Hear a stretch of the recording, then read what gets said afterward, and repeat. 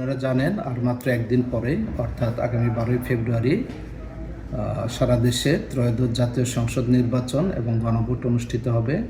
নোয়াখালী জেলায় 6টি সংসদীয় আসন, এই 6টি সংসদীয় আসনে মোট 48 জন প্রার্থী প্রতিদ্বন্দ্বিতা করছে। আমাদের মোট 875টি ভোট কেন্দ্র।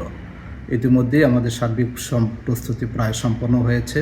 উপজেলা পর্যায়ে ব্যালট পেপার সহ অন্যান্য নির্বাচনী মালামাল পৌঁছে গিয়েছে এবং আগামীকাল উপজেলা থেকে কেন্দ্রভিত্তিক সব কেন্দ্রে ব্যালট পেপার সহ অন্যান্য মালামাল যথাযথ নিরাপত্তা সহকারে আইনশৃঙ্খলা বাহিনীর নিরাপত্তা দিয়ে সেগুলো কেন্দ্রে পৌঁছানো হবে।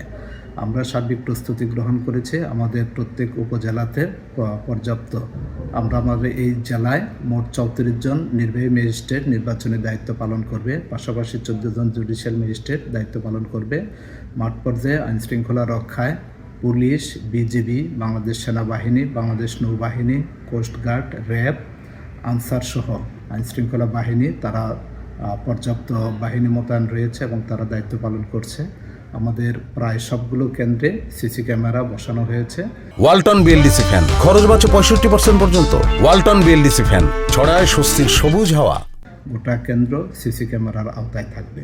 যে সমস্ত কেন্দ্র অধিক গুরুত্বপূর্ণ সেই সমস্ত কেন্দ্রে আমরা বাড়তি নজরদারি এবং বাড়তি নিরাপত্তা ব্যবস্থার অপশন রেখেছি। আমরা আশা করছি আগামী 12ই ফেব্রুয়ারি জনগণ নির্বিঘ্নে শান্তিপূর্ণ উপায়ে তারা ভোট দিতে পারবে এবং একটি অবাধ, সুষ্ঠু ও নিরপেক্ষ নির্বাচন সম্পন্ন হবে ইনশাল্লাহ। পূর্ণ এবং অধিক গুরুত্বপূর্ণ 261টি কেন্দ্র রয়েছে।